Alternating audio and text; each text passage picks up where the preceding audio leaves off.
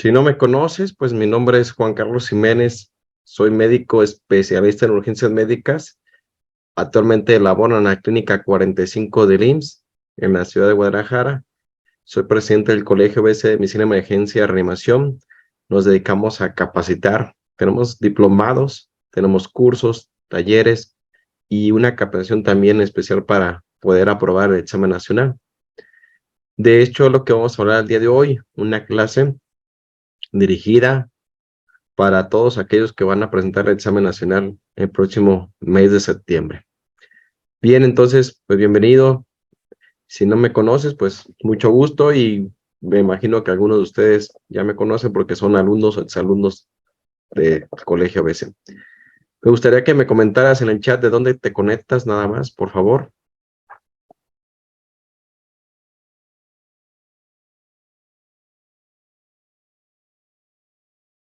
Zapopan, Campeche, Puebla,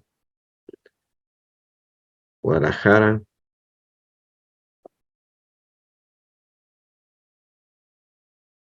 Jara, Tlajomulco,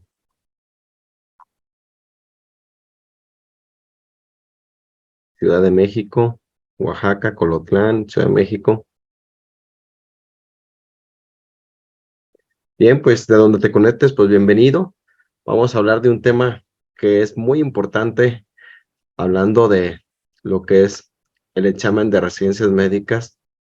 Es un tópico en urgencias, evidentemente, porque yo soy especialista en urgencias y decidí este tema porque son de los temas que me toca ver con frecuencia, pero también que se toman en cuenta mucho en el examen nacional.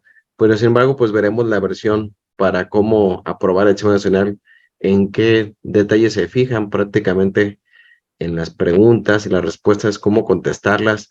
Y bueno, vamos a hablar de los síndromes coronarios agudos. Entonces vamos a dar comienzo. A todos ustedes quiero comentarles que al final de la plática les daré el detalle de cómo les van a otorgar su constancia, a dónde deberán enviar su mensaje con su nombre completo y el día de mañana les hacen llegar su constancia vía WhatsApp. Así que esta plática pues tiene 3 horas de lo curricular. Entonces vamos a dar comienzo.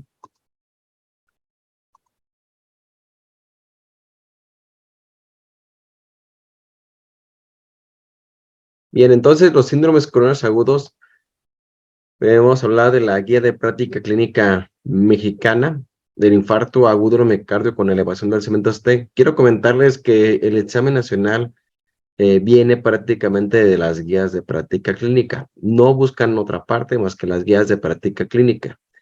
Hay muchos artículos y revisiones sobre los temas, pero sin embargo no les van a preguntar lo que no esté fuera de la guía de práctica clínica. Y eso es una gran ayuda. Por ejemplo, si ustedes estuvieran haciendo un examen de certificación o de consejo de alguna especialidad, definitivamente no hay cómo tener una dirección, porque aquí tendrían que buscar los artículos más recientes sobre el tema y de esos te preguntan. Pero hablando de un examen nacional, te van a preguntar de las guías de práctica clínica. Lo malo, que en el examen nacional, pues hay más de 400 guías que revisar para poder aprobar un examen nacional. El examen nacional como tal es el examen más complejo que puede tener un médico en toda su carrera.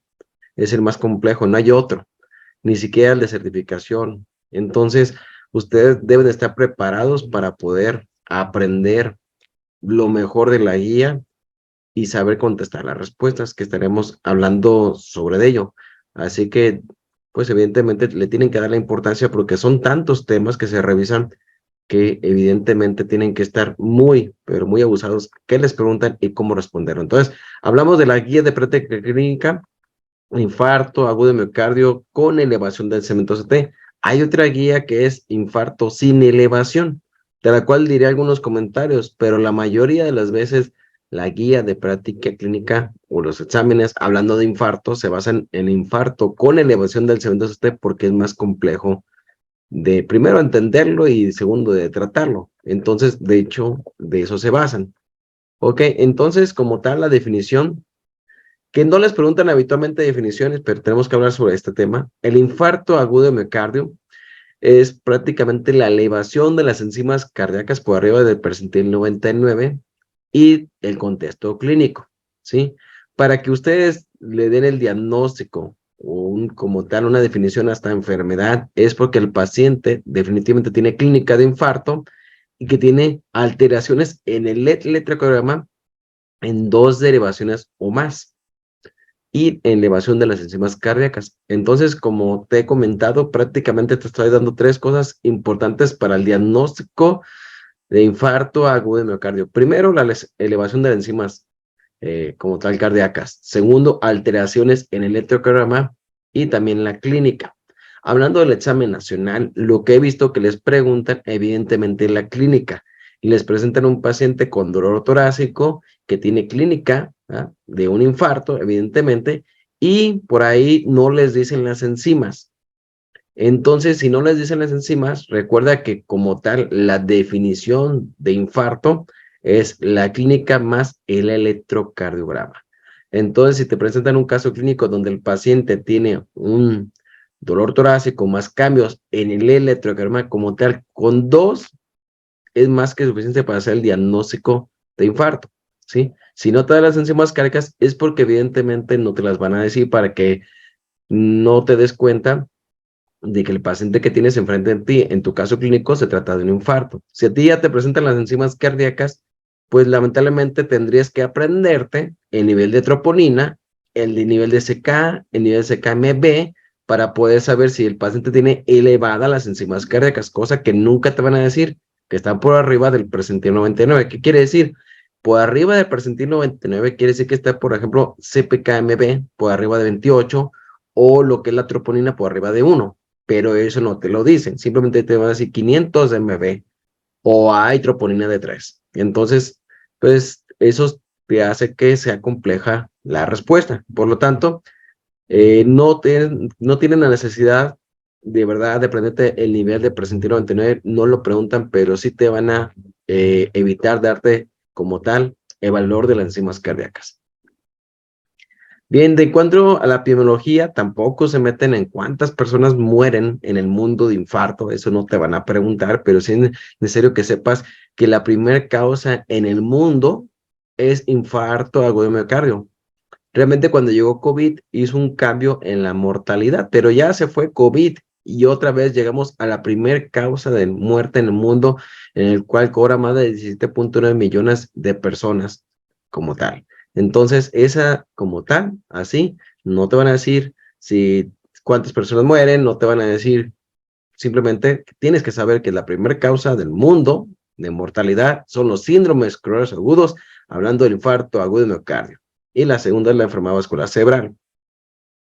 Bien, ¿cuál es el cuadro clínico de un paciente con infarto agudo de miocardio? Pues el paciente tiene dolor torácico típico, al cual es opresivo, el cual se considera el muy intenso. De hecho, hay una pregunta más adelante que al final te voy a comentar. Tienen al final unos casos clínicos que se han rescatado del HERNAM y te dicen que es el peor dolor de su vida o que el paciente siente muerte inminente. Si te comentan eso, evidentemente estás hablando de un paciente que sí está infartado y que eso le va a cobrar la vida. Y en el contexto real, así pasa. Un paciente que tiene dolor torácico y que siente que se va a morir es un paciente que está complicado y que se va a morir muy probablemente si no le haces el tratamiento correcto.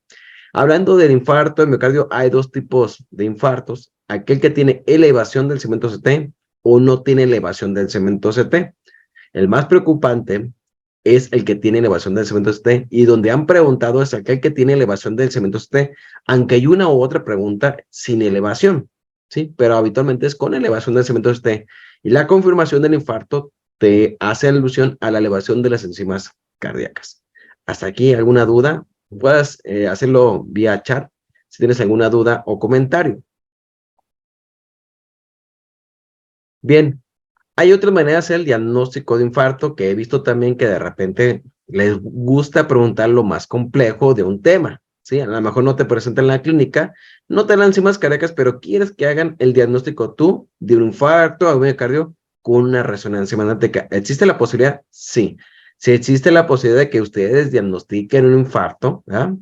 Con una resonancia magnética, pero si a ti te están presentando en el contexto del servicio de urgencias, pues no, El servicio de urgencias no es un lugar para hacer un diagnóstico de infarto con una resonancia magnética. Eso se hace en un paciente estable cuando el infarto, pues prácticamente ya evolucionó, ya se quedó con lesión el paciente y entonces te pueden de repente confundir. ¿Sale? Hay otros datos de infarto, como por ejemplo alteraciones en la ecocardiografía, pérdida de la cinesia, asinesia o disinesia de la pared del ventrículo. También te pueden preguntar por ahí, pero es raro que hablen de lo que es la ecocardiografía. Eso ya se le pregunta más que nada a un especialista.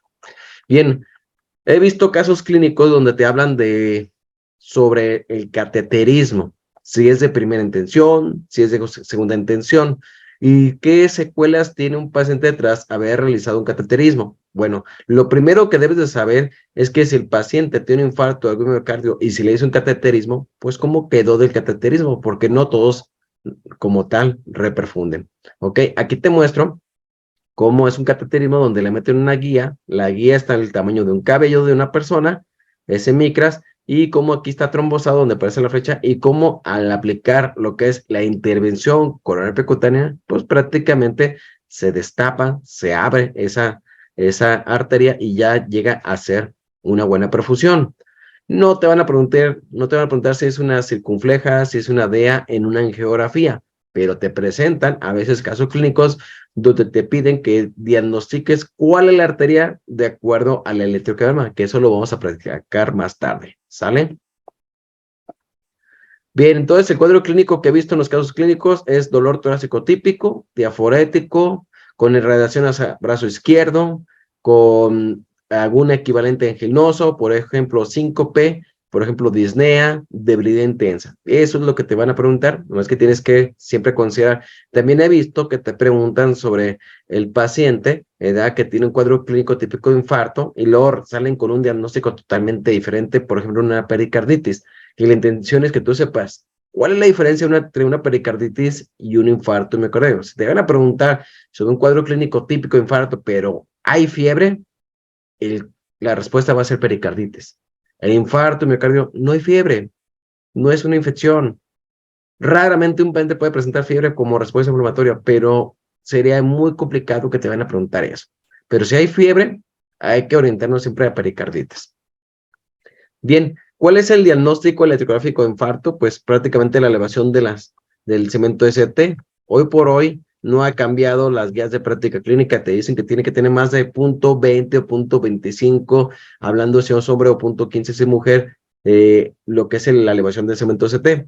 Entonces, simplemente te van a decir, hay elevación del cemento ST en cara inferior o en cara lateral alta, y no te van a dar los números, afortunadamente, porque esto ya es como para un residente de alguna especialidad, por ejemplo, de urgencia, medicina interna, terapia intensiva o cardiología. Pero se te van a decir, hay elevación del cemento CT en ciertas deviaciones y quieren que les digas dónde está el infarto. Eso sí te pueden preguntar. Es por eso que es necesario que tú sí sepas, como tal, hacer el diagnóstico. La depresión del cemento CT también, pues, nos orientaría que a veces hay presencia de un infarto en un paciente en la parte posterior. No hacen preguntas porque eso es muy complejo hablando de infartos posteriores. La verdad no te lo van a preguntar.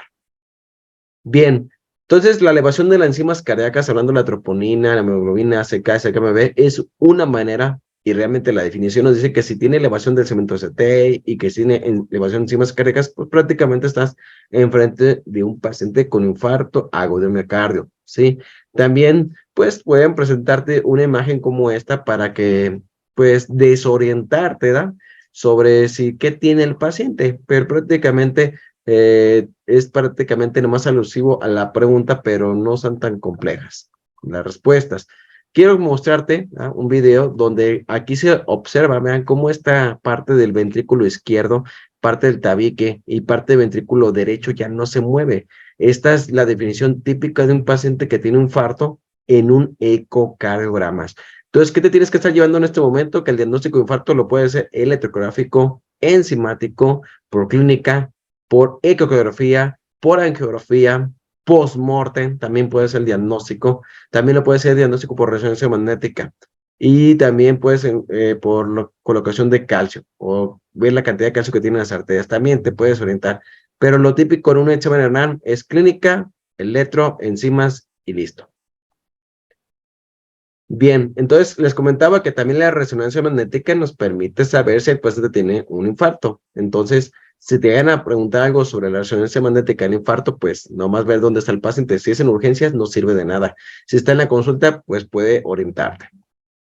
Bien, tipos de infarto. El tipo de infarto es 1, 2, 3, 4, 5 de acuerdo a cómo se generó el infarto. El tipo 1 es el más frecuente en todo el mundo, donde hay una isquemia o una ruptura de lo que es la placa, y entonces, evidentemente, pues es el más frecuente. Más del 90% de los infartos es originado por esto.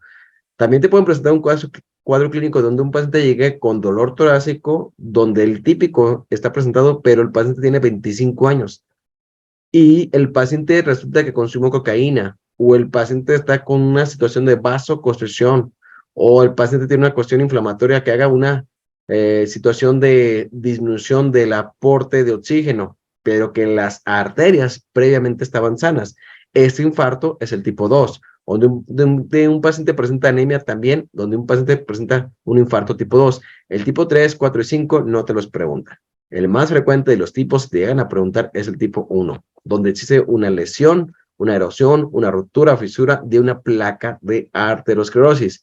Entonces, dentro de la fisiopatología, pues recordar que la aterosclerosis es un proceso degenerativo que empieza con los primeros años de vida. Desde los 7 meses de edad ya se empiezan a hacer unas pequeñas estrías en las arterias, y esto va a ser evolutivo de acuerdo a lo que es los factores de riesgo. Por ejemplo, el paciente adquiere dislipidemia, tabaquismo, obesidad, diabetes, hipertensión, que a veces te preguntan los factores de riesgo, que a veces es muy sencillo determinar los factores de riesgo.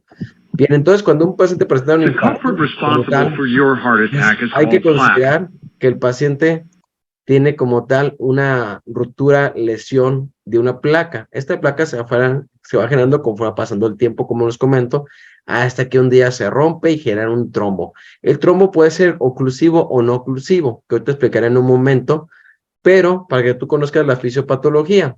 Dentro de la fisiopatología, Se dice que el miocardio es un espectador hablando inocente. de que si es oclusivo o no oclusivo, cuando hablamos de oclusivo es la elevación del cemento no oclusivo. Si es no oclusivo, entonces pues, estamos hablando de un paciente que prácticamente tiene un infarto sin elevación del cemento ST. Ahorita veremos una imagen más adelante de este video para que quede claro cuando hablamos de infarto con elevación o de un infarto sin elevación.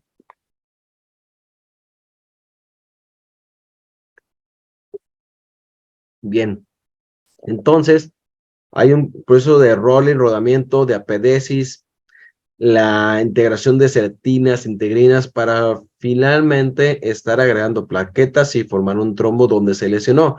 ¿Por qué se puede llegar a romper esta placa? Por estrés, por crisis hipertensivas, por una isquemia secundaria, una vasoconstricción intensa, por ejemplo, que el paciente curse con un estado de choque y tenga 75 años. O sea, esto genera que el paciente se rompa con facilidad la placa por tener una situación emocional también. Esto puede generar ruptura de placa y generar un trombo más adelante.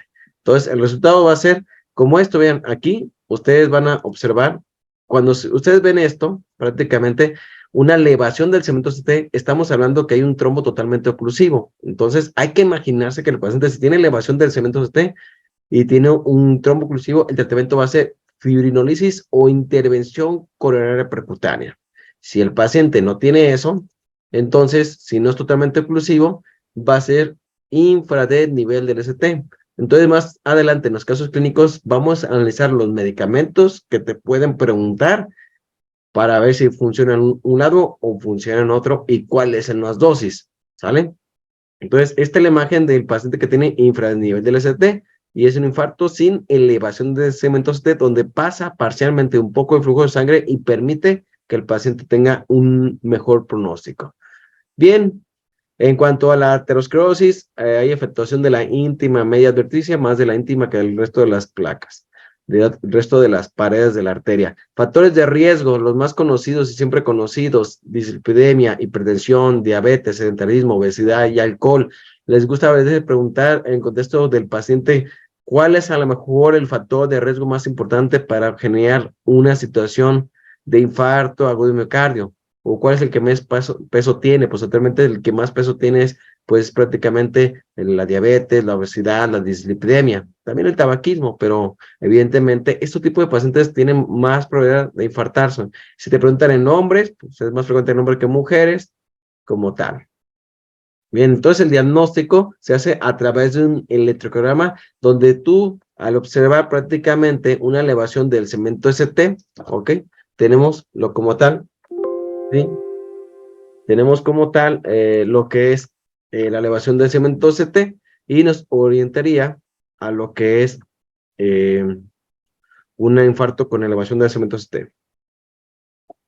Bien, cuando vemos una lesión un infranivel del ST, estaremos hablando de una lesión como tal subendocárdica. No he visto algún examen, o no he visto que coloquen eso en algún examen si es lesión epicárdica, subendocárdica, porque así se presenta o se presta confusión. Bien, los criterios electrográficos de infarto. Les comenté más temprano lo que es el 0.1 milivolts, 0.25, 0.20. No he visto que pregunten esto, sinceramente, porque es complejo que pues, el participante se sepa estos numeritos que se puede, pues, estar con complejidad. Lo que sí te tengo que decir es que la presencia de un bloqueo de rama izquierda o rama derecha, de nuevo, o sea que el paciente, si no lo tenía, eso es igual a la posibilidad de tener un infarto. No se te olvide este pequeño detalle: bloqueo de rama derecha, bloqueo de rama izquierda, eso es actualmente la posibilidad de tener un infarto del paciente. Ok, criterios de Garbosa, no te los voy a explicar, no te los van a preguntar, son criterios para determinar si el paciente tiene un infarto o no en presencia de un bloqueo de rama izquierda, pero eso sí sería muy complejo que te lo preguntaran y no se valdría porque sí es algo difícil. Entonces, recuerda que la elevación del segmento CT nos orientaría como tal más de 0.20 en hombres o 0.15 o 0.20 mujeres, dependiendo de las derivaciones, para considerar que el paciente tiene infarto o no con elevación del segmento CT. ¿Qué te van a preguntar? Definitivamente te van a preguntar las caras que ahorita vamos a revisar precisamente aquí. Bien, para decir que el paciente tiene un infarto en la cara inferior, pues las derivaciones que te van a dar esa imagen es de 2, de 2, de 3 y ABF, ok, la cara inferior. La cara septal, ¿ya?, es B1 y B2, la anterior B3 y B4, anteroseptal es lo que es anteroseptal B1, 2, B3 y B4, y lateral baja B5, B6, lateral alta D1 y ABL. Anteriores censos de B1 a B6. He visto que preguntan más del inferior, no sé por qué les gusta preguntar más del inferior que de cualquier otro sitio del infarto, quizás porque es el más frecuente, es el que más se complica, es el que más mata al paciente, el inferior. Ahí te estoy dando algunos datos para que puedas responder tu examen nacional. Entonces, prácticamente el inferior es el que más se complica de todos. Ahora, hablando de las complicaciones del infarto inferior, ¿alguien sabe cuál es la complicación más esperada del inferior?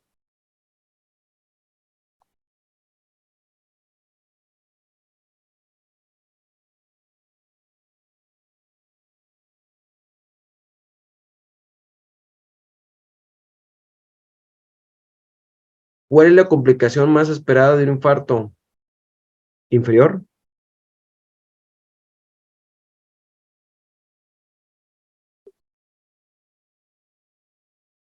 Falla cardíaca derecha, no.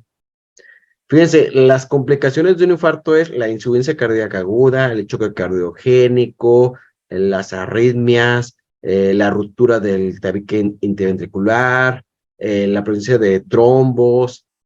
Esas son las principales complicaciones. Las hemodinámicas, hay muchas más, pero la principal son las arritmias. Ahí te acabo de decir otro detalle para si te preguntan. Ahí está, la principal es las arritmias. La principal complicación del inferior son las arritmias, y casi de todos, la verdad. Bien. Anterolateral es prácticamente hablar de lo que es anterolateral, es B5, B6, B1 y ABL. ¿Sale? Bien, entonces, arterias coronarias. Pocas veces he visto, pero si les preguntan las coronarias, pues tenemos una derecha, y dos izquierdas. La izquierda es la descendente anterior, la circunfleja, y de la derecha he visto algunas preguntas que han hecho sobre la arteria del nodo sinusal. Esta que es la arteria del nodo sinusal, fíjense de dónde viene. Viene de una rama de la derecha, ven aquí el dibujito, viene de la derecha la arteria del nodo sinusal.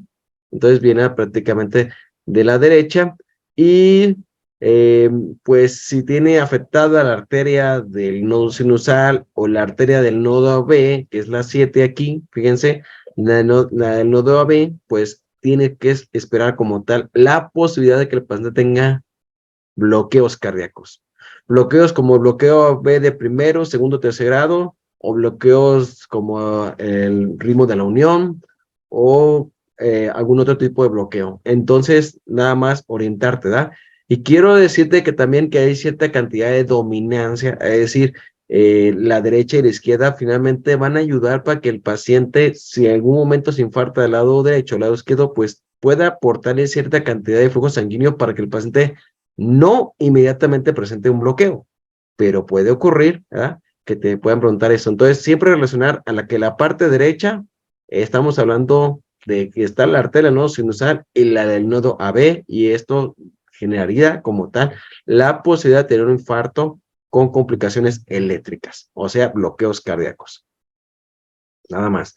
Entonces, aquí está lo que le comentaba, ¿verdad? La arteria izquierda está la circunfleja, irriga la parte lateral del corazón y parte posterior. Lo que es la que está aquí marcado en verde está prácticamente la coronaria izquierda, la descendente anterior, ¿ok? Y aquí irriga el septum y la parte anterior.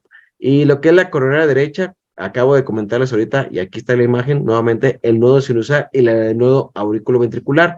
Y irriga lo que es el ventrículo derecho y la parte inferior de lo que es el ventrículo. Entonces, si te preguntan o te hacen algo sobre el infarto en cara inferior, pues lo que esperas como tal, que se complique, precisamente son las arritmias, porque aquí está como tal esta irrigación del nodo sinusal y del nodo auriculoventricular, ¿sale? Entonces hay varios datos que estoy dando así de entrada para que te lo aprendas, ¿verdad? Y bueno, entonces sí, definitivamente debes de considerar aprenderte algunas derivaciones como es D2, D3 y ABF, que da infarto en cara inferior, en infarto posterior B7, B8, B9, eso no te van a preguntar, la verdad. El anterior de B2 a B4, el lateral D1 a BL, B5, B6 y el derecho B4R. ¿Cómo hacer el diagnóstico de infarto de ventrículo derecho? Nada más hay algo, que es B4R. Colocarle un electrocardiograma al paciente del lado derecho y tomar la B4 o la versión 4 ahí precisamente para hacer el diagnóstico, ¿sale? Y nada más, no hay más que analizar. Entonces, recuerden que si tiene elevación del segmento CT, es hablar de lesión subepicárdica. Muy bien. La evolución del infarto, no he visto que la ninguna pregunta de examen nacional he visto que te haya preguntado en cuánto tiempo, ¿verdad? Tiene un paciente el signo del asta de la bandera, como es en este caso, pues prácticamente sería en los primeros 30 minutos. Pero si te dicen, llega un paciente a la sala de urgencias, si se le toma el electrocardiograma y presenta el signo del asta de bandera, ¿cuánto tiempo usted debería aplicar el trombolítico? Pues ya, tan pronto como sea posible, porque lleva más de 30 minutos de infartado. Muy bien, entonces este es un electrocardiograma donde ustedes observan la elevación del segmento CT en B1, B2, B3, B4, B5 y B6. Entonces es un anterior extenso. Algunos exámenes ya colocan la imagen del electrocardiograma y te invitan a que le des el diagnóstico electrocardiográfico. Entonces, si ustedes ven esta imagen y verán la elevación del segmento CT de B1 a B6, como tal, la respuesta sería ¿dónde está prácticamente o en qué cara? Anterior extenso. La siguiente pregunta que te pueden hacer es, oye, ¿y qué arteria está implicada cuando estamos hablando que está afectada de B1, B2, B3, B4, B5, B6? Y te van a dar la posibilidad de darte la siguiente respuesta, la derecha o en la izquierda, hablando de la circunfleja o en la descendente anterior. Si ahorita estuvieras enfrente del examen, ¿cuál arteria estuviera implicada en este momento en el paciente? Te doy la opción Bueno, te quito una opción, no es la derecha, no puede ser la derecha, entonces ya te toca nomás la izquierda, o es la circunfleja o la descendente anterior, ya te di, ya nomás te quedan dos. Y te pueden colocar otra para distraerte, como por ejemplo, las diagonales, las clonales. Ok, Mauricio dice descendente anterior izquierda. Muy bien. Entonces, definitivamente, sí es la descendente anterior izquierda porque está agarrando prácticamente todo el septum y vea cómo está más elevado en B2 a B3 y B4. O sea, está en el septum prácticamente la lesión tan importante y apenas empieza en la parte lateral. Entonces, la respuesta es descendente anterior. ¿Sale? Muy bien.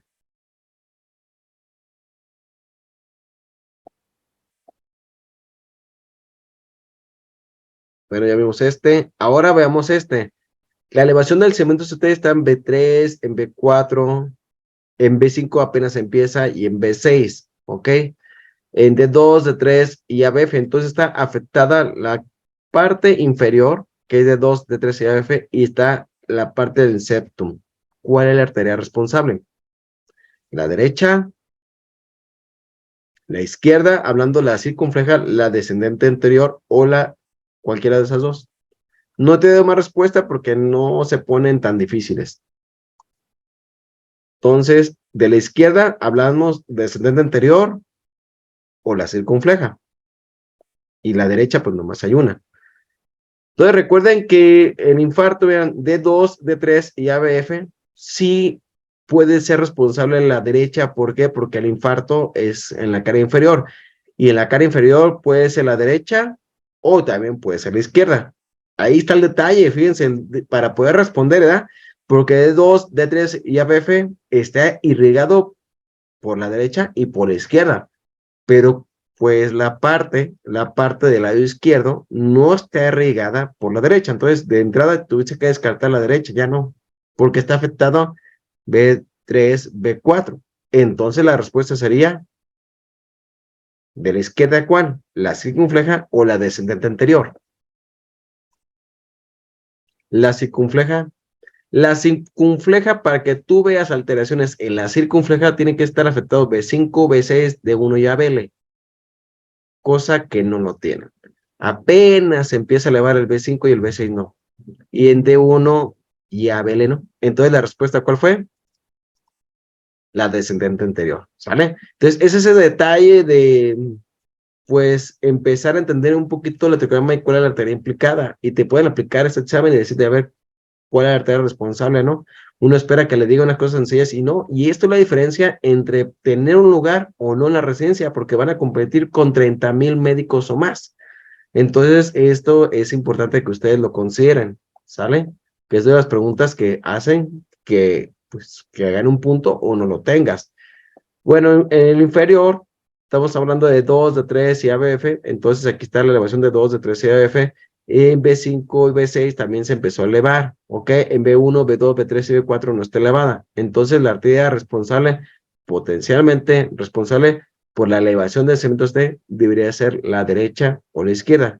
Y aquí en este caso, por la elevación de segmentos T, definitivamente pudiera ser la derecha.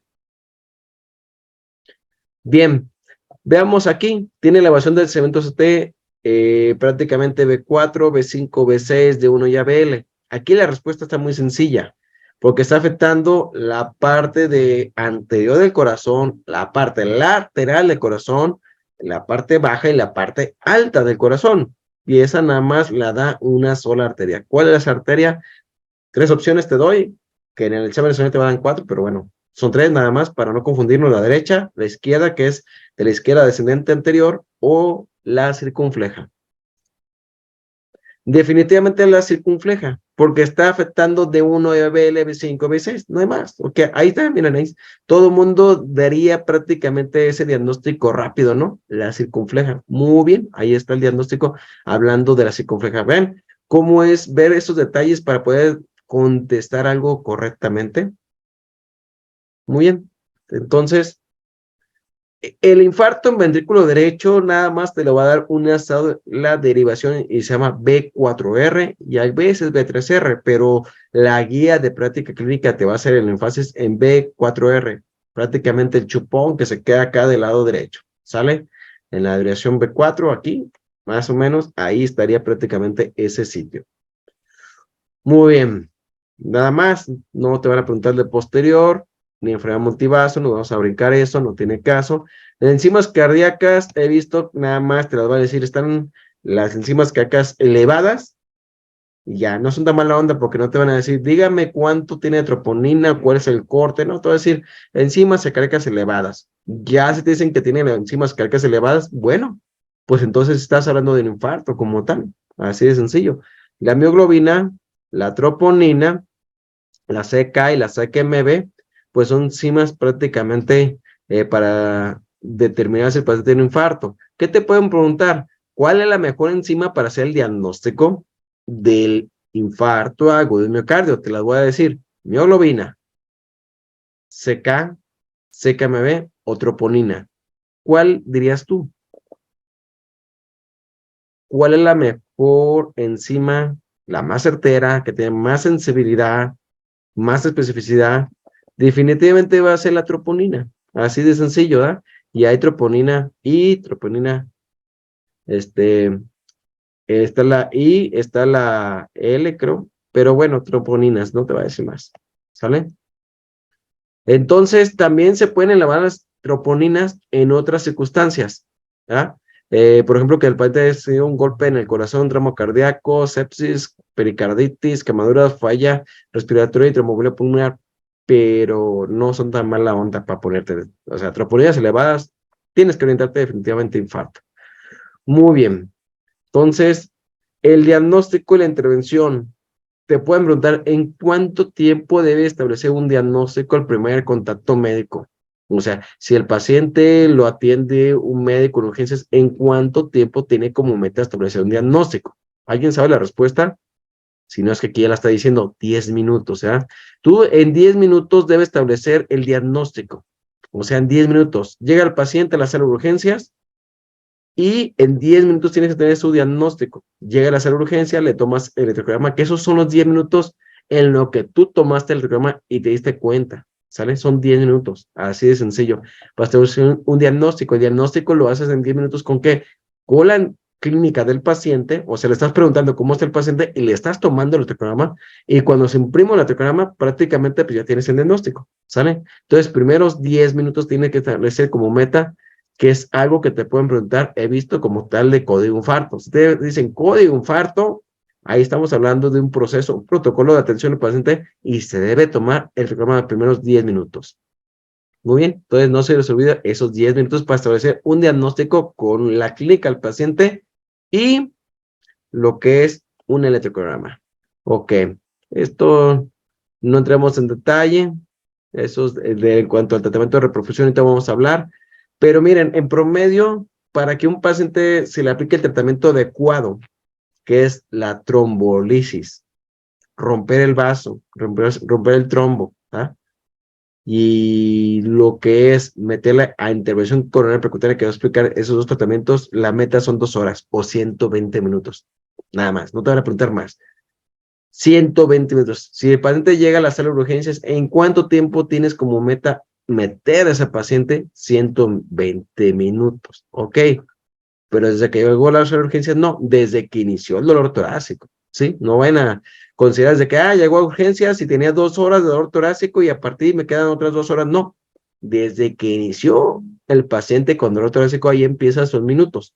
Entonces, la meta es que entre y esté dentro de los primeros 120 minutos o 2 horas. No te van a preguntar más, ¿sale? Bueno, el tratamiento como tal, en la meta, en un paciente con infarto, es quitar el dolor, controlar el estado hemodinámico, meterlo a intervención percutánea o fibrólisis y darle una terapia con beta bloqueadores, que sí he visto algunas preguntitas de estas. Muy bien, entonces, considerar el paciente que tiene un infarto agudo miocardio, debes de entrar en los primeros 120 minutos de inicio del dolor torácico. Y este paciente tiene 2 oportunidades, o meterlo a intervención coronaria percutánea, que es el cateterismo, o tú aplicar un medicamento que es el trombolítico. También se ha visto que te pueden preguntar cuál trombolítico es mejor o en cuánto tiempo aplicarse, ¿sale? Bien, más adelante veremos en los casos clínicos. Bien, entonces la intención es que ustedes tengan como tal la meta los primeros 120 minutos, o entra trombolítico o entra a una intervención coronaria percutánea, ¿sale? ¿Cuáles guías? Todas las guías dicen lo mismo. Las guías de práctica clínica del IMSS, las guías de práctica CENETEC mexicanas, las de la American Heart, las internacionales de europea, nadie cambia, es un proceso y un protocolo en todo el mundo, así que como es un protocolo en todo el mundo, pues te lo van a preguntar, o te van a hacer énfasis de cuándo, ¿no? El trombolítico como tal es un Endotelio, medicamento, como el ocurre en cual los va a casos de permitir ruptura que de se una... llegue a romper el trombo, ¿ok? Es un fibrinolítico, y la función de la fibrinolisis es romper el enlace de fibrina, de hecho por eso lleva el nombre, ¿verdad? Ese trombolítico, romper el trombo. Fibrinolisis, romper los enlaces de fibrina. Ahorita ustedes observar este video, cómo se van agregando las plaquetas, cómo si una plaqueta se agrega a otra plaqueta y forma precisamente esos enlaces de fibrina, ¿sí? Al hacer esos enlaces de fibrina, lo que está haciendo es, pues, generar un trombo de características tan grandes como vieron en las imágenes previas para ocluir totalmente o ocluirlo parcialmente. Miren, aquí está lo que ustedes ven en azul, son los enlaces de fibrina. ¿Y qué hace el medicamento? El trombolítico, por ejemplo, alteplase, teneteplase, reteplase, estreptoquinasa, uroquinasa, es romper precisamente esos enlaces de fibrina, ¿sale? Entonces, es lo que se hace cuando alguien aplica un trombolítico. ¿Por qué esas terapias tienen éxito? Porque pues el medicamento lo pueden tener en cualquier sala de urgencias, a diferencia de tener un cateterismo. Cateterismo, pues no hay en todas partes ni en todas las ciudades, pero un medicamento sí lo puedes tener en cualquier sala de urgencias. Incluso a nivel internacional, en los países de Europa, se aplica el trombolítico incluso estando en la ambulancia, o sea, se puede aplicar como si fuera una aspirina, cosa que, bueno, en México no. ¿Sale?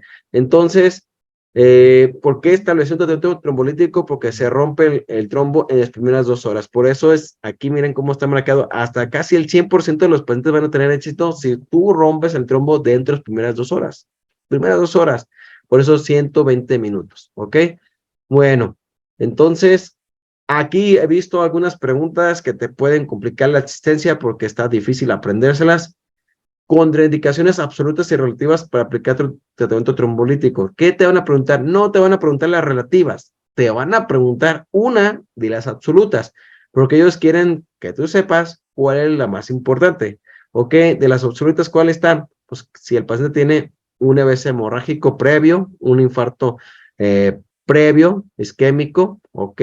Un trauma, un tumor, ¿ok?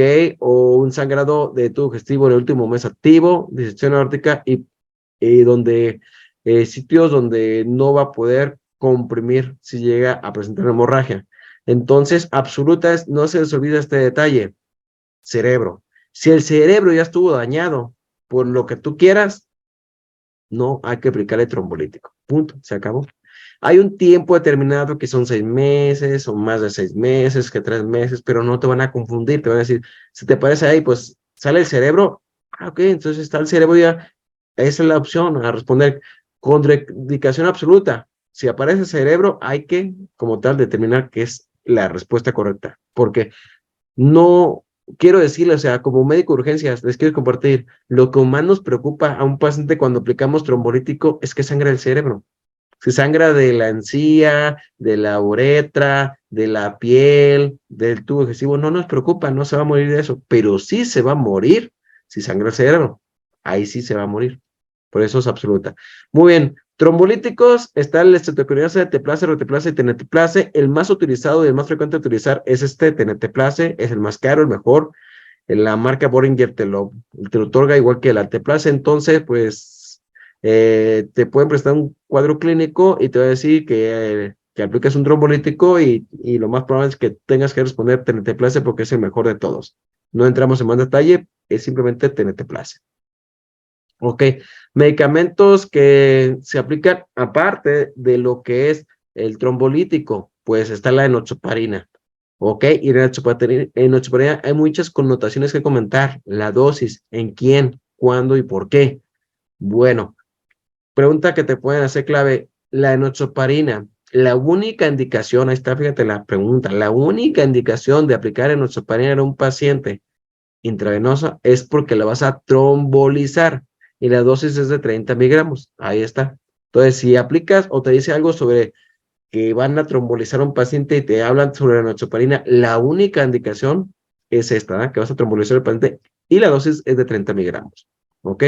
Están otras terapias como la parinas de bajo peso molecular.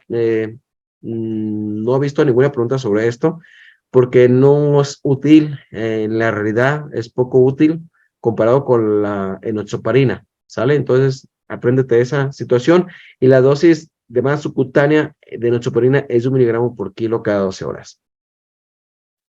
Bueno, ¿qué sí te pueden preguntar? ¿Cuánto aplicarle de aspirina? Todo paciente con dosis de carga requiere 300 miligramos y dosis subsecuente, o sea, cada 24 horas de 150 miligramos. Te pueden preguntar la dosis de carga de clopidogrel, es de 300 miligramos y la dosis subsecuente es de 75 miligramos, nada más. Hay detalles por qué le damos 75, por qué 300, pero no sería para un examen nacional. Pero para el examen nacional es 300, 300 de clopi y de aspirina. Ok, beta bloqueadores. De los medicamentos, he visto algunas preguntas sobre esto. Un medicamento que le permite al paciente del infarto no consumir gran cantidad de oxígeno, no se hipertense, es arritmogénico, es un beta bloqueador. Entonces, ahí está una posible respuesta a tu examen. Si te presentan un paciente, ¿qué medicamentos te recomendarías ante un paciente que tuvo un infarto reciente? Ahí está la clave, reciente. ¿Qué medicamentos deberían aplicar? Nifedipino, isosorbide, nitratos, IECAS o beta bloqueadores.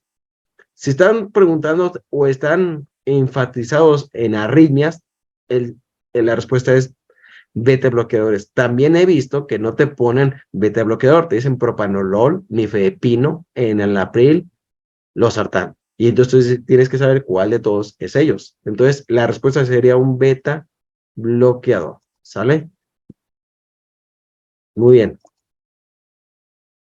Bueno, de los medicamentos que controlan el dolor y mejoran la presión arterial y todo lo que he visto sobre falla cardíaca, fíjense, no nomás es infarto, falla cardíaca y además pulmonar, el medicamento recomendado son los nitratos, ¿sale? Los nitratos como tal son recomendados en falla cardíaca donde aparezca edema agudo pulmonar, ahí la respuesta va a ser nitratos. Nitratos es la base prácticamente sobre lo que es la falla cardíaca o la insuficiencia cardíaca aguda que puede presentar un paciente con infarto.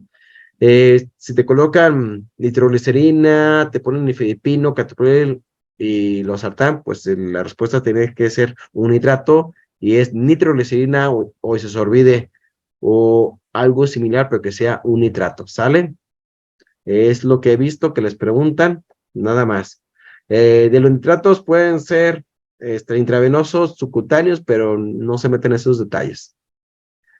Bien, lo que he visto es esta, miren, un medicamento que mejora la remodelación cardíaca o evita la fibrosis del corazón o miocárdica son los IECAS. También está, la vino en la pregunta del examen nacional. Entonces, ¿qué medicamento de los siguientes está recomendado para evitar la remodelación cardíaca? La respuesta es IECAS, y a veces te ponen captopril, te puede poner el enalapril, perdón, losartán como alternativa, metoprolol o pravastatina, para confundirte. Para evitar la remodelación cardíaca o evitar la cicatriz en el corazón, el medicamento recomendado se llama captopril o los IECAS, ¿sale? Las estatinas lo que van a hacer, porque están indicadas desde que llega a la área de urgencias, es para evitar que el paciente tenga una ruptura de lo que es la placa y formar un nuevo trombo. Entonces se aplica atorvastatina como primera estatina, o si te aparece otra estatina como fluvastatina o pravastatina o cualquier otra estatina, pues la respuesta es esto, estatinas. Evitan la ruptura de la placa. Esto se llama efecto pleiotrópico. Efecto pleiotrópico. Si aparece efecto pleiotrópico, rápidamente considerar estatinas. Bueno, el oxígeno, pues se aplica de acuerdo a las necesidades del paciente. No he visto que te pregunten sobre la cantidad de oxígeno, tampoco. Analgésicos, ya saben que el único analgésico recomendado en el paciente con dolor torácico por infarto, pues son los opioides. El medicamento ideal opioide es morfina. Ok, puede haber otros, pero es morfina la clave de los analgésicos. Nunca dar un aire, ¿verdad? Entonces, pues si te parece otras opciones como analgésicos, nomás recuerda que son los opiáceos. De los opiáceos está morfina, buprenorfina, nalmefina, tramadol, fentanilo. Y si te aparece alguno de esos, pues cualquiera, ¿no? El que tengas, pero el que más mejoría tiene y el más recomendado en todas las guías se llama morfina y es el que menos tenemos finalmente en las urgencias. Yo ni lo tengo, pero bueno. Ansiolíticos se pueden aplicar el tratamiento, sí, del infarto, pues, si el paciente está un poco ansioso, se le puede aplicar. Bueno, entonces, reperfusión, hablando del intervencionismo coronario percutáneo, es la medida más recomendada para el infarto. Otra vez te lo estoy diciendo y te lo tengo que decir. La medida más recomendable para el infarto es meterlo a cateterismo, ¿sí? Entonces, si el paciente tuviera la oportunidad de entrar a cateterismo, la respuesta es cateterismo, o sea, de verdad, es la mejor para esto. ¿Ok? Entonces, eh, ahí está, cateterismo.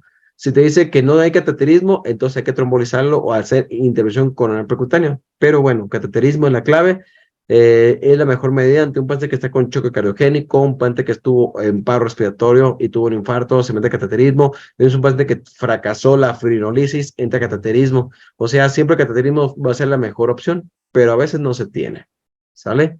Entonces, este es el algoritmo. Tienen que saber de ese algoritmo que los pacientes se pueden complicar. ¿Y cuáles son las complicaciones? Y aquí lo tienes, verán. Las complicaciones más frecuentemente son las arritmias, están al puro centro, ¿eh? También puede tener la falla cardíaca, ok, sí.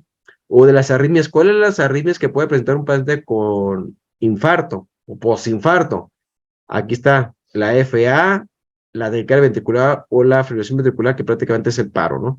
Pero bueno, entonces, pues de estas, considera que puede ser cualquier tipo de arritmia, puede ser un bloqueo auriculoventricular de tercer grado, puede ser una FA de novo, puede caer en una TB el paciente o incluso caer en paro. Entonces, la complicación más frecuente en un paciente con infarto, la más esperada, va a ser las arritmias, después la falla cardíaca y luego la hemodinámica, choque cardiogénico y las demás. ¿Sale? Muy bien, casos clínicos. ¿Estamos preparados? ¿Ya están listos para su caso clínico?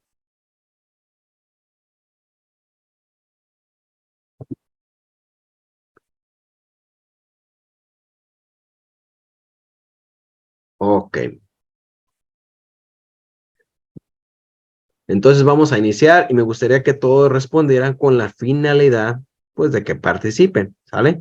A quienes no se habían conectado, pues mi nombre es Juan Carlos Jiménez, soy especialista en urgencias médicas y pues doy capacitaciones en ERNAM y también en el área de urgencias, ¿sale? Para las capacitaciones en ERNAM me apoyo de muchos especialistas eh, en prácticamente todas las ramas para poder otorgar un curso de muy alta calidad. Tenemos una plataforma con simuladores, tenemos 16 simuladores que realmente los hacen pensar y estamos próximamente a iniciar un curso ERNAM el próximo 1 de agosto.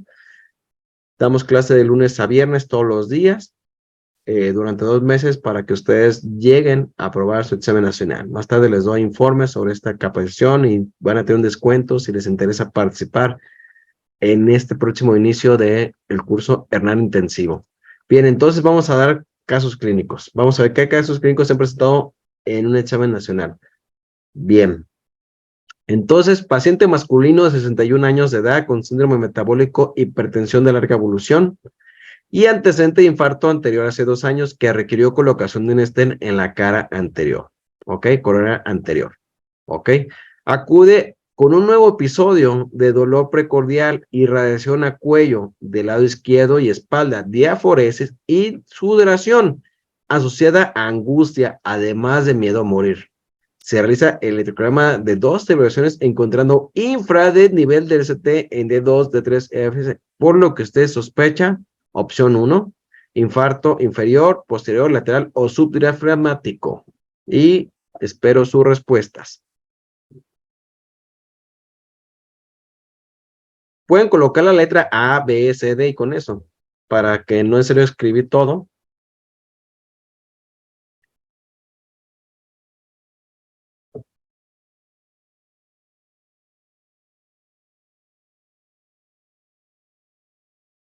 Bueno, pues casi todo el mundo da. Dice que es la letra A, que es el infarto inferior. Bueno, entonces vamos a ir con detalle. Primero es un hombre que tiene 61 años, o sea, tiene factor de riesgo que primero es hombre mayor de 55 años con síndrome metabólico, o sea, te está diciendo todo, ¿no? Que es hipertenso, ya se infartó hace 2 años y ya tiene un estén coronario, o sea, ahí en su arteria está afectada. Y la verdad está muy sencillo porque te coloca ahí prácticamente un electrocardiograma donde tú estás viendo un infarto sin elevación del segmento T en D2, D3 y ABF, ok, y te lo describe y te muestra la imagen para corroborar. Entonces, un infarto sin elevación, bueno, entonces es un infarto inferior, posterior, lateral y subdiafragmático. Definitivamente, pues va a ser lo que es la letra A. ¿Por qué? Porque el posterior, para yo poder hacer el diagnóstico de un posterior, pues tendría que estar viendo alteraciones en B1 y B2. ¿Ok? ¿Ok? En este caso, sí tiene la elevación de cemento en B2, vean, aquí aparentemente. Posterior, cara lateral en de lo que es de B5 y B6, y subdiafragmático, pues es similar a decir al inferior, pero lo más correcto de decir es inferior, y la respuesta correcta para todos ustedes es inferior. Entonces, pues si ustedes estuvieran frente del examen, hubieran sacado un punto por esa pregunta. Y aquí está, hablando de lo que es el inferior de 2 de 3 IABF, que te lo decía, fíjense, aquí te lo dijo de 2 de 3 IABF, y aquí está la guía de práctica clínica que te dice de 2 de 3 IABF. Si vemos una anterior de B1, B6, un lateral alto de 1 IBL y un lateral bajo B5, B6, un ventrículo derecho, B3 y B4R, y un posterior dorsal o inferior basal, B7, B8, B9, y como les comenté, B1, B2, ¿ya vieron? Infranivel en cementos ST en B1, B2, pero no se van a preguntar porque eso es para ya especialistas. Está bueno. Entonces, nos fue bien. Ok, masculino de 53 años con síndrome metabólico, presenta larga evolución y antecedente de infarto anterior hace 2 años, que requirió colocación de estéreo en la coronaria anterior, acude con nuevo episodio de dolor precordial, reacción a cuello del lado izquierdo. Se están fijando, es el mismo paciente, pero te lo están repitiendo otra vez. Ah, no, que él tiene 61, este tiene 53, bueno, es la misma clínica. Se realiza el electrograma de 12 elevaciones encontrando infranivel en B2, B3 y AF. Posterior a la intervención cardiovascular, se decide iniciar tratamiento para lesión para evitar la remodelación ventricular después de un infarto.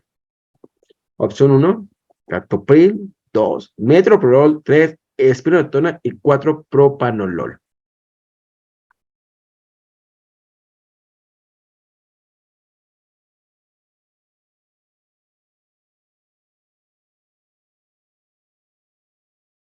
En lo que responden, yo creo que a veces ya ahorita la ve muy sencilla la respuesta porque ya lo analizamos y les expliqué el motivo, ¿verdad?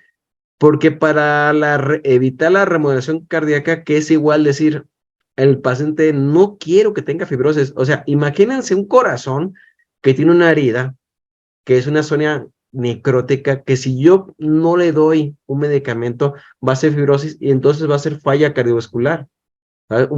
Un paciente post-infarto puede quedar como el corazón intacto o puede quedar con lesión de por vida y no funcionar, como lo vemos, ¿no? En los pacientes.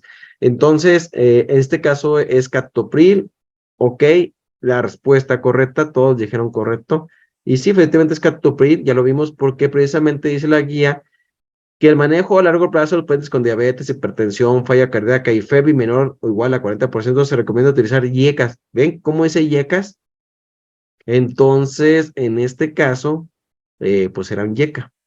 Y dice, y en caso de no haber YECA, hay un ARA2, pero aquí no hay ARA2, aquí no hay losartán. Entonces, la respuesta era captopril o un YECA. Muy bien, correcto. Masculino de 55 años, quien acude a urgencias por presentar dolor torácico intenso, opresivo, intensidad 10 de 10, es la primera vez en su vida, le despertó a las 6 de la mañana este dolor, diabetes, hipertensión, dislipidemia y tabaquismo como antecedentes. Usted se encuentra en un segundo nivel y trasladarlo a un tercer nivel es 1 hora de traslado. Los signos vitales prácticamente casi estables y la expresión física pues no presentan nada llamativo más que la diaforesis y la fase de dolor. ¿Ok? Y este es el electrocardiograma de 2 derivaciones. En los primeros 10 minutos, entonces me gustaría con lo que ustedes están viendo aquí, pues, ¿qué tipo de infarto tiene y qué arteria es implicada?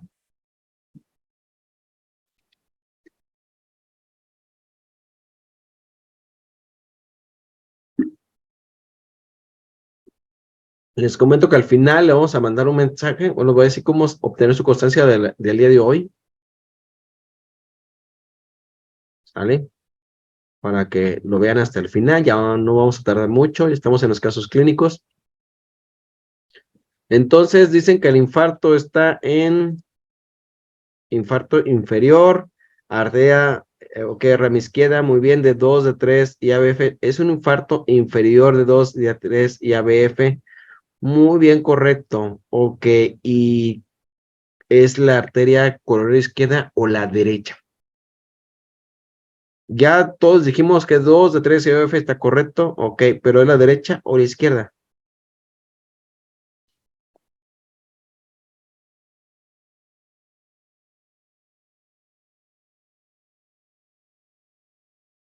Aquí ya algunos dicen derecha, izquierda. Imagínate que estuvieras en el examen nacional con esos 30,000 personas ahí y te preguntan de repente, ¿hoy la derecha o la izquierda? Y aquí ya empiezan a ustedes a ver cuál será la derecha o la izquierda, derecha o izquierda. Y eso esa hace la diferencia entre, pues, entrar o no entrar, ¿verdad? Bueno, izquierda por el tiempo de evolución, no. No, Miguel, no, no es por el tiempo de evolución. Miren, D2, D3 y ABF estamos que es inferior. Este es un tip ya para especialista. Si alguno de ustedes decide hacer urgencias, así como servidor, que lo esperamos de este lado algún día, son los casos que yo veo y tengo que interpretar en un paciente. Ok. ¿Dónde está más elevado en D2 y en D3?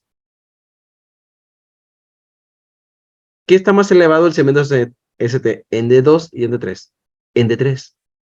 ¿Y dónde está la arteria?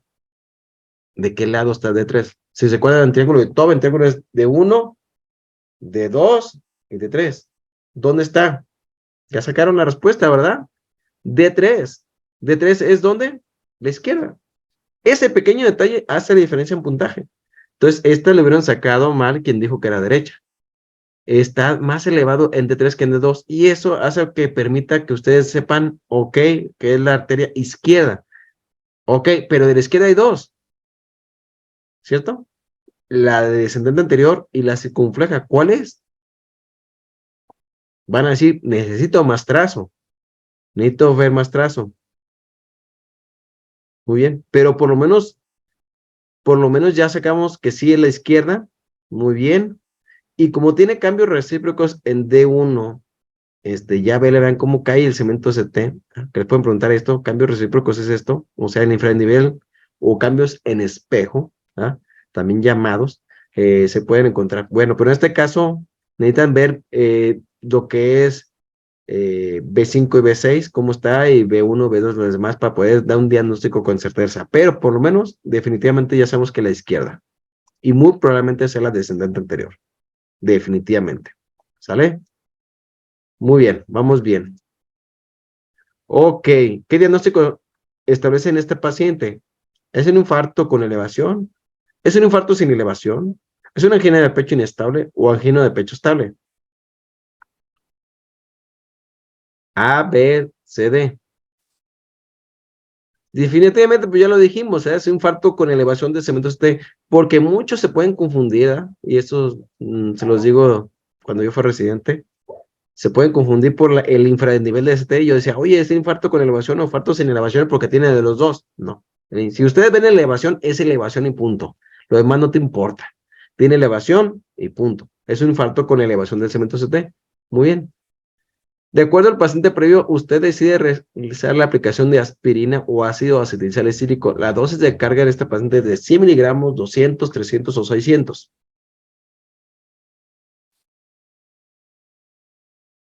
Ok, pues ya vimos que la dosis de carga como dice la palabra carga, y así lo dice la guía de práctica clínica, es de 300, ¿sale?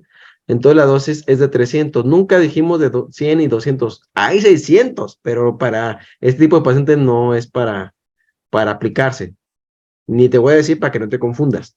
Pero la dosis es de 300 miligramos. Aquí está la dosis de carga recomendada de 150 a 300 miligramos, ¿ok? Y con un mantenimiento de 75 a 100 miligramos al día. Entonces la dosis de carga es de 300. O sea, llega el paciente y tú le das sus 300 miligramos, ¿sale?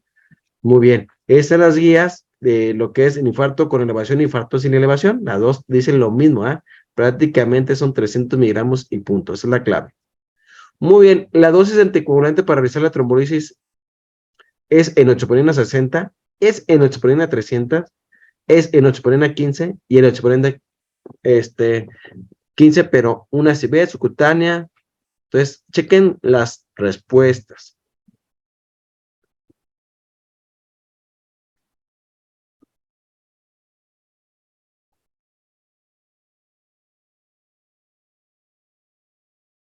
Todo el mundo dice que es enoxaparina 30 miligramos intravenosa y la respuesta es correcta. ¿Eh? La dosis de enoxaparina es correcta intravenosa. Sí, es 30 intravenosa, porque también puedes aplicar subcutánea, pero dice la dosis para realizar la trombolisis es de 30 miligramos intravenosa. Ok, ahora te volteo la pregunta. La dosis de enoxaparina, cuando no se realiza trombólisis, ¿cuánto es? Y también se los dije. Cuando yo no voy a trombolizar a un paciente, pues ¿cuánta cantidad de enoxaparina le pongo? Y se los dije. 60, pudiera ser 60, una buena respuesta en este caso, ¿correcto? Porque no te va a dar ni 15 ni no. La dosis es 1 miligramo por kilo. Entonces, si tienes un paciente de 60 kilos, pues le pones 60, ¿ah? Pero tendrían que decirte 1 miligramo por kilo, ¿sale? Muy bien. Cuando yo no aplico trombolítico, entonces es subcutáneo 1 miligramo por kilo. Continuamos. Y ahí está, miren. El bolo, 30 miligramos CB seguido de 15 minutos de 1 miligramo subcutáneo por kilo. ¿Qué quiere decir? Que le pongo 30 miligramos intravenoso y después aplico 1 miligramo subcutáneo cada 12 horas, que es lo que acabo de decirles. Cuando yo no voy a trombolizar, le quito el bolo de los 30 y nada más me quedo con 1 miligramo subcutáneo. ¿Sale? Evito esto. ¿Sale? Muy bien, Daniel. Correcto. Ok, en un paciente que se recomienda dar una dosis de mantenimiento de clopidogrel, ¿cuál es la dosis? Dosis de mantenimiento. Hay dos dosis de clopidogrel, de carga y de mantenimiento. Carga es cuando llega el paciente y mantenimiento es para cada 24 horas. La respuesta 300, la B 100, C 75 o D 600.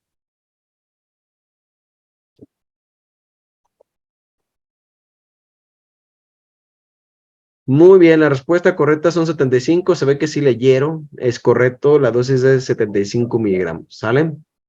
Muy bien, y aquí está la dosis. La dosis inicial son 300 y de mantenimiento son 75.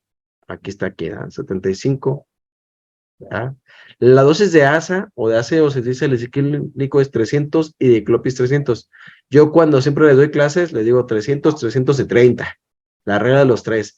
300, 330 de nocheparina, ¿sale? Entonces, de mantenimiento son 75 o lo que equivale a una sola tableta.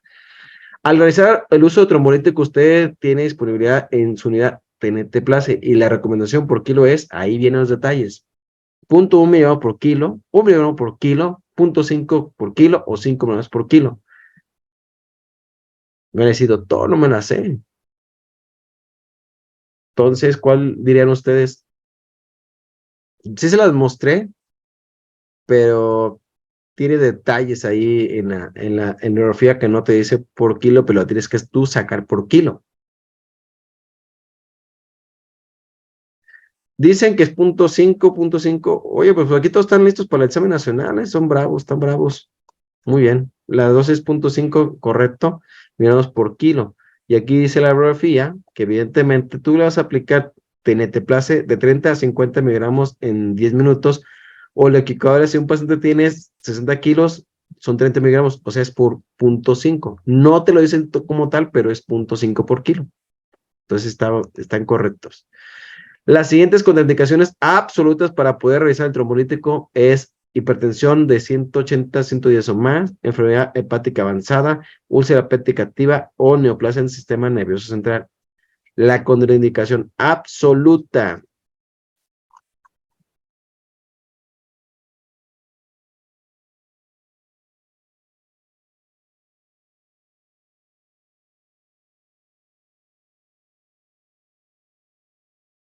Muy bien, letra D.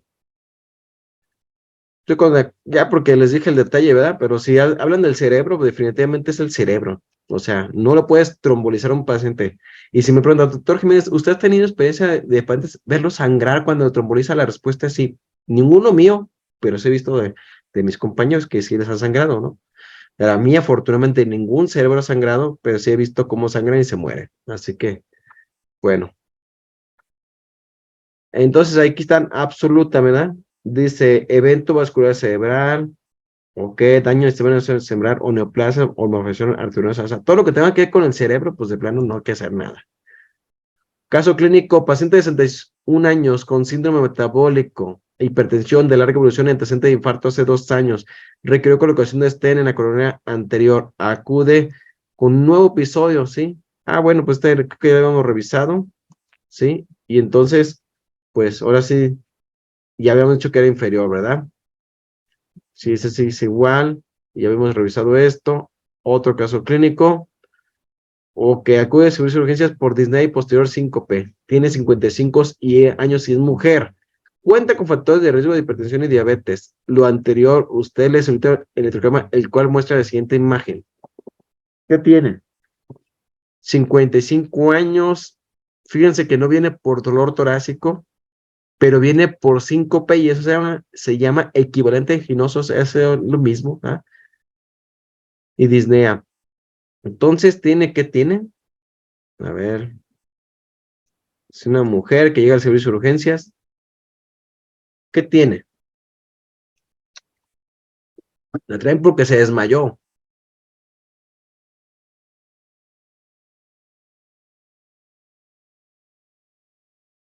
No tiene nada, pues digan, escríbale. Infarto con elevación del segmento CT. Ok, ¿en dónde? En cara inferior, dicen.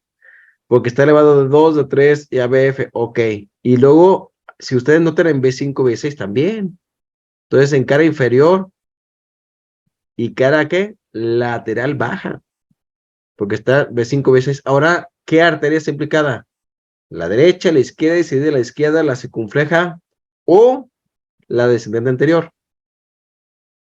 Ok, dice Roberto, descendente anterior. Definitivamente la descendente anterior. ¿Sí? Descendente anterior, definitivamente porque tiene la cara inferior, ¿verdad? Entonces sí, la descendente anterior. Muy bien. Y eso se complica muy fácil los pacientes, este tipo de pacientes. Ok. Entonces, infarto con elevación del segmento CT.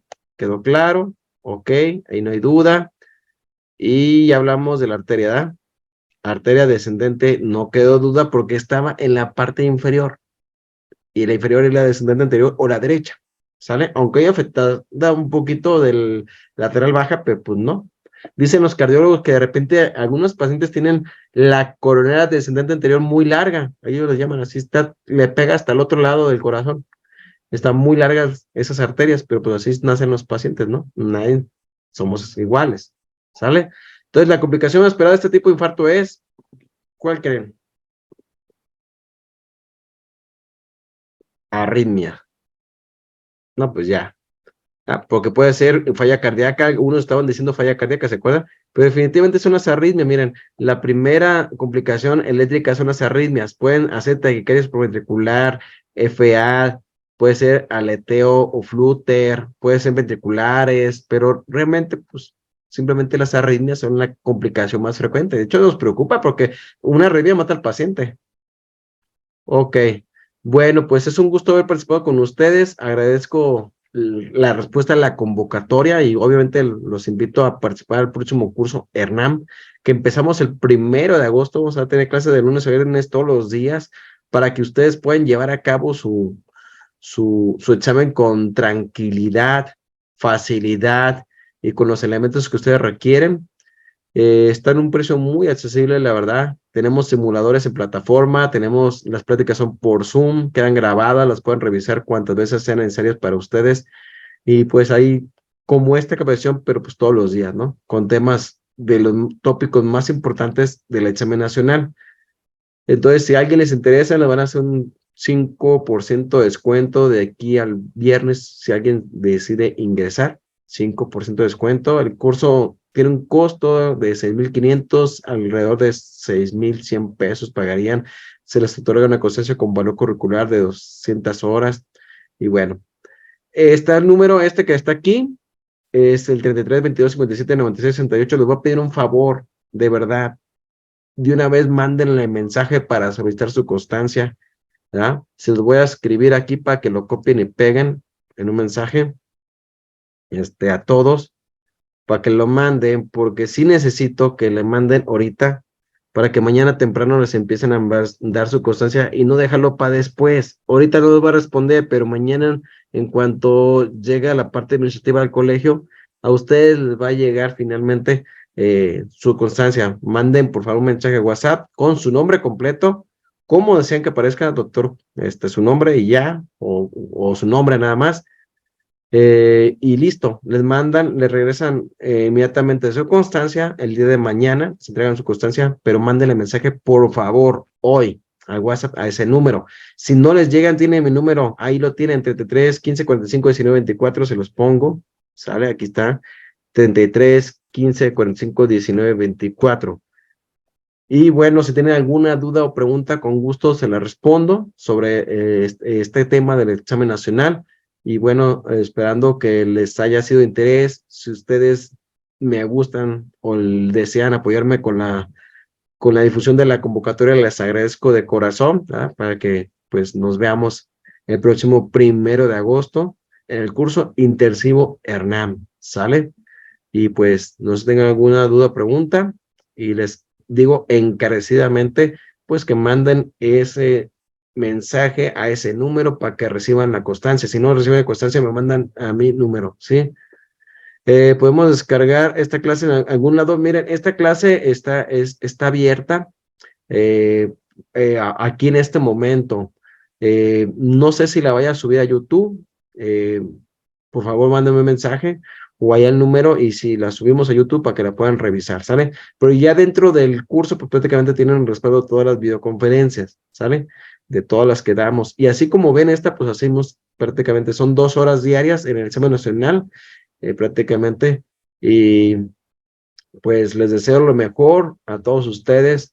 El examen nacional es el examen más difícil que pueden tener en su vida, créanmelo, pero cuando lleguen a la residencia van a aprender otras cosas, van a decir, oye, el examen nacional, pues sí estuvo difícil, pero la residencia está peor, pero bueno, pero hay que pasar al examen nacional porque ese nos permite tener un lugar en la especialidad, ¿sale? Y les deseo lo mejor, ojalá que a alguno de ustedes les interese pues ser urgenciólogos como su servidor, y si no, pues ahí andamos, ¿sale? Bueno, si la subo a YouTube, de una vez les digo en dónde va a estar, pues ya me convencieron. A ver, nomás no se vayan para decirles dónde la vamos a subir. Ahorita le van a buscar aquí en YouTube. ¿Sí están viendo mi pantalla todavía o no? ¿Sí le están viendo? Ah, ok. Entonces ustedes ponen YouTube. YouTube. Y entonces en YouTube le dan aquí YouTube. Y está sencillo porque le ponen nada más Colegio ABC de Medicina. Fíjense cómo me pareció. Si se siguen viendo, ok. Aquí el que tiene el logo, grandote del logo. Aquí está, miren, videos. Aquí lo vamos a subir. En esta prácticamente ustedes pueden ver muchísimas clases, muchas clases. Ahí están, del COVID y otros temas. Ahí, nomás si ustedes quieran seguirnos. Y aquí están muchísimas clases. No tienen que ver con el examen nacional esto, ¿eh? No está orientado al examen nacional todo esto. Son clases, son tips, son otras cosas, son clases completas, ¿sale? Entonces, ahí las subo durante la noche, a lo mejor mañana la tienen ahí temprano, ¿sale? Y pues estamos, ¿todavía se ve la exposición? A ver, entonces, permítame entonces, pensé que tienen razón, disculpen.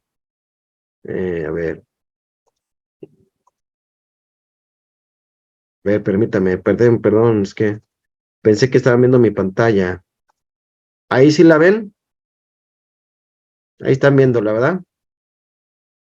Bueno, pues le ponen YouTube, Colegio BS de Medicina, miren, Colegio BS de Medicina, le dan Enter, y ahí le dan a Colegio BS al loguito, y aquí ven los videos, y aquí hay muchas pláticas, más de 80 pláticas de todos los temas. Pero les comento, no es para Hernán, son temas así abiertos, no viene para Hernán orientado. Y bueno, pues si les gusta, pues ahí estamos en contacto, ya les dejé mi número, si tienen, no les llega su conciencia o algo, por favor manden mensaje al número que les proporciona para su conciencia el día de hoy, para que mañana la tengan, por favor, y espero obviamente verlos ahí en el curso si les interesa. De verdad es muy barato comparado con los grandes beneficios y de verdad con los puros simuladores se paga el curso. Tenemos más de 16 simuladores para que ustedes sientan cómo se van a sentir en el examen nacional. ¿Sale? Bueno, pues no queda más que agradecer. Si tienen alguna duda o pregunta, pues entonces estamos ahí en Azones. Bueno, pues miren, para el otro año está bien, no hay ningún problema, pero siempre el examen nacional sí hay que hacerlo con mucho tiempo, poco a poco, ¿verdad? Y bueno, pues si no hay más, nos vemos próximamente, que estén buenas noches, y ahí platicamos, ahí tienen mi número, cualquier duda, pregunta, si no les llega la constancia, y saludos desde Tepic, nos vemos este fin de semana en Tepic, por cierto, con el curso de toxicología, ¿sale? Buenas noches, que la pasen bonito. Muchas gracias por la comentario, excelente presentación.